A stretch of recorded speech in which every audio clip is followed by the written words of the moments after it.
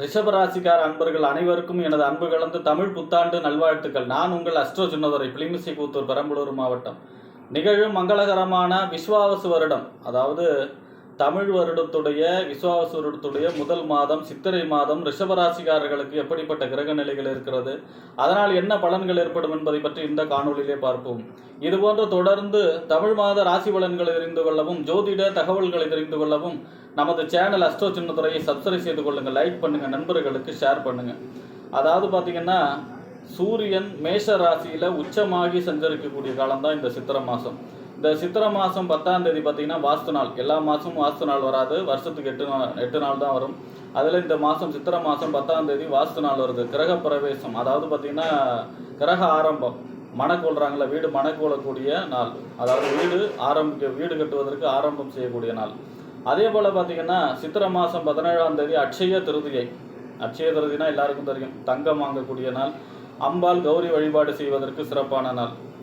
அதே போல் பார்த்தீங்கன்னா இந்த மாதம், அதாவது பார்த்தீங்கன்னா சித்திரை மாதம் 29ஆம் தேதி சித்ரா பௌர்ணமி, சித்திரகுப்த பூஜை, அதாவது பார்த்தீங்கன்னா யமனுடைய அந்த கணக்கு வழக்கு பார்க்குறாருலே அவருடைய பூஜை. அதே போல் பார்த்தீங்கன்னா நம்மளுடைய இஷ்ட தெய்வம் யாருக்கு எந்த இஷ்ட தெய்வம் இருக்கோ அன்றைய தினம் சித்ரா பௌர்ணமி என்று இஷ்ட தெய்வ விரதம் இருந்து வழிபாடு செய்யும் பொழுது அவர்களுக்கு நினைத்த காரியம் கைகூடக்கூடிய அமைப்பாக இருக்கும். அடுத்ததாக பார்த்தீங்கன்னா சித்திரை 31ஆம் தேதி குரு பெயர்ச்சி, அதாவது திருக்கணிதப்படி குரு பகவான் மிதன ராசிக்கு பெயர்ச்சி ஆகிறார். அதாவது ரிஷப ராசியிலிருந்து ஒரு வருஷ பயணத்தை முடிச்சுக்கிட்டு மிதன ராசிக்கு பெயர்ச்சி ஆகிறார் சித்திரை மாதம் 31ஆம் தேதி. அதே போல் பார்த்தீங்கன்னா இந்த சித்திரை மாதம் என்பது சித்திரை அப்பன் தெருவில் நிற்பான் அப்படின்னு சொல்லுவாங்க. ஏன் அப்படின்னா சித்திரை, அதாவது சித்திரை மாதத்தில் சூரியன் உச்சமாகக்கூடிய மாதம். சூரியனுடைய அதிதேதை சிவபெருமான். இந்த சிவபெருமானுக்கு திருவிழா நடக்கக்கூடிய காலம்தான் இந்த சித்திரை மாதம். திருவிழாவாக அதாவது தெருவுக்கு அருள்பாலிப்பவர், வீதி உலா பாலிக்கிறார். அதனால தான் சித்திரை அப்பன் தெருவில் நிற்பான்னு சொல்லுவாங்க. மற்றபடி இந்த மாதம் குழந்தை பிறக்கக்கூடாது அப்படின்லாம் கிடையாது. இந்த மாதம் தான் நவகிரகத்தில் புதன் பிறந்தது சித்திரை மாதம்தான், ராமானுஜர் பிறந்தது சித்திரை மாதம்தான், ஆதிசங்கரர் பிறந்தது சித்திரை மாதம்தான்.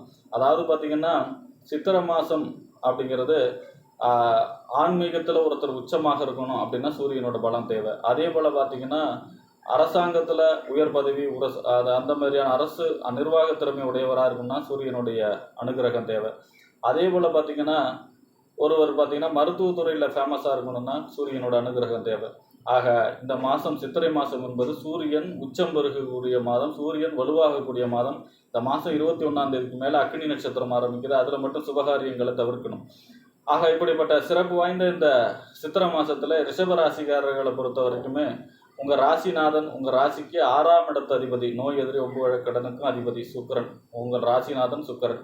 உங்கள் ராசிநாதன் சுக்கிரன் இந்த மாதம் ஃபுல்லாகவே 11ஆம் இடம் என்று சொல்லக்கூடிய லாபஸ்தானம், மூத்த சகோதர ஸ்தானம், அபிலாஷைகள் பூர்த்தி ஆகக்கூடிய இடத்துல உச்சமாகி சஞ்சரிக்கிறார். 11ஆம் இடம் வலுவாக இருக்கிறது. கோடியில் ஒருவனுக்கு ராசி உச்சத்திலே, அதிலும் 11ஆம் இடத்துல உச்சத்திலே. அப்படிங்கும்போது மிகப்பெரிய நன்மைகள் நடக்கும்.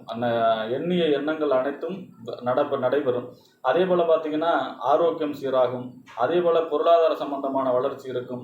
அதாவது அபிலாஷைகள் பூர்த்தி, நீண்ட நாளாக என்னென்னலாம் நடக்கும்னு நினைக்கிறோமோ அதெல்லாம் நடக்கும். அதே போல் உத்தியோகம், பதவி உயர்வு கிடைக்கக்கூடிய அமைப்பு, உத்தியோகம் கிடைக்கக்கூடிய அமைப்பு, உத்தியோகத்திலே நல்ல வருமானம் பெறக்கூடிய அமைப்பு, இந்த மாதிரியான எல்லா யோக பலன்களும் நடக்கும். 11ல் சுக்கிரன், அது ராசிநாதன் சுக்கிரன் உச்சமாக இருக்கிறார். மிக அற்புதமான பலன்களை தர இருக்கிறார். அப்போ லாபகர மனிதராக மாற்றுவதற்கான டைம், அதாவது சுக்கிரன் உங்கள் ராசிநாதன் 11ஆம் இடத்துல உச்சமாக இருக்கும் பொழுது. ஆக எடுத்த காரியம் அனைத்தும் வெற்றி பெறக்கூடிய அமைப்பாக இருக்கும். திருமணம் சம்பந்தமான முயற்சிகள் எல்லாம் கைகூடும். அதே போல் பார்த்திங்கன்னா வீட்டிலே சுபகாரியங்கள் அனைத்தும் நடைபெறக்கூடிய அமைப்பாக இருக்கும். என்னென்ன சுபகாரியம்லாம் பாக்கியிருக்கோ அது எல்லாமே பேச்சுவார்த்தை நடந்தேறக்கூடிய அமைப்பாக இருக்கும். மூத்த சகோதர வழி அனுகூலங்கள், ஆதாயங்கள் எல்லாம் பெறக்கூடிய அமைப்பாக இருக்கும். அடுத்ததாக பார்த்தீங்கன்னா உங்கள் ராசிக்கு 2க்கும் 5க்கும் உடையவர். 2ஆம் இடங்கிறது என்ன? வாக்கு, தனம், குடும்பம், வருமான ஸ்தானம். 5ஆம் இடங்கிறது புத்தி, சிந்தனை, செயல்திறன், புத்திரஸ்தானம், பதவி, விளையாட்டெல்லாம் சொல்லக்கூடிய இடம். இந்த 2க்கும் 5க்கும் உடையவர் யாருன்னா புதன். புதனும் உங்கள் ராசிக்கு 11ஆம் இடத்துல தான் சஞ்சரிக்கிறார், நீச்சமாகி சஞ்சரிக்கிறார். அங்கே சுக்கிரன் உச்சம். அப்போ நீசபங்க ராஜயோகமாக சஞ்சரிக்கிறார் 23ஆம் தேதி வரை. பொதுவாக 2ஆம் இடத்து அதிபதி 11ல் சஞ்சரிக்கிறார்னா எதிர்பாராத நன்மை, எதிர்பாராத தனலாபம், எதிர்பாராத அதிர்ஷ்டம், எதிர்பாராத பணவரவு, இந்த மாதிரியான அதாவது 2ஆம் இடம் வருமானம், 11ஆம் இடம் லாபம். அப்போ எதிர்பாராத லாபம் கிடைக்கக்கூடிய அமைப்பு, எதிர்பாராத அதிர்ஷ்டம் பெறக்கூடிய அமைப்பாக இருக்கும். 2-11 சம்பந்தப்படும் பொழுது, 5-11 சம்பந்தப்படும் போது லா ஆஃப் அட்ராக்ஷன் ஈர்ப்பு விதி செயல்படும். அதாவது பார்த்தீங்கன்னா நம்மளுடைய சிந்தனை வந்து 5ஆம் இடம், 11ஆம் இடங்கிறது செயல்படுமா அப்படின்னு சொல்லக்கூடிய இடம், செயல் வடிவம் பெறக்கூடியது, அபிலாஷைகள் பூர்த்தி. அப்போ நம்மளுடைய அபிலாஷைகள் பூர்த்தி, ஈர்ப்பு விதி, லா ஆஃப் அட்ராக்ஷன்ஸ் சொல்கிறாங்க இல்லையா, ஈர்ப்பு விதி, அந்த ஈர்ப்பு விதி தத்துவம் இந்த மாதம் உங்களுக்கு செயல்படக்கூடிய மாதமாக ரிஷபராசிக்காரர்களுக்கு அமைக்கும். என்ன நினச்சி நீண்ட நாள் அபிலாஷைகள் பூர்த்தி உள்ளுணர்வோட, அதாவது ஆத்மார்த்தமாக என்ன வேணும்னு நினைக்கிறீங்களோ அது இந்த மாதம் நடக்கக்கூடிய அமைப்பாக ரிஷபராசிக்காரர்களுக்கு அமையக்கூடிய மாதமாக இருக்கும் இந்த சித்திரை மாதம்.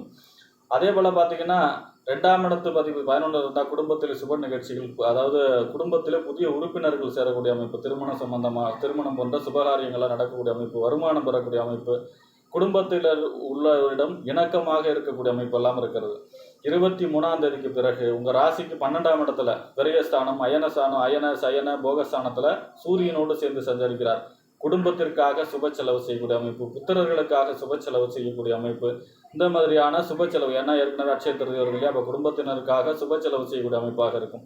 அதே போல் பார்த்தீங்கன்னா உங்கள் ராசிக்கு 4ஆம் இடம், அதாவது வீடு, வண்டி, வாகனம், மனை, தாயார், சொத்து, சுகஸ்தானம் என்று சொல்லக்கூடிய 4ஆம் இடத்துக்கு அதிபதி சூரியன் 12ஆம் இடத்திலே உச்சமாக சஞ்சரிக்கிறார்.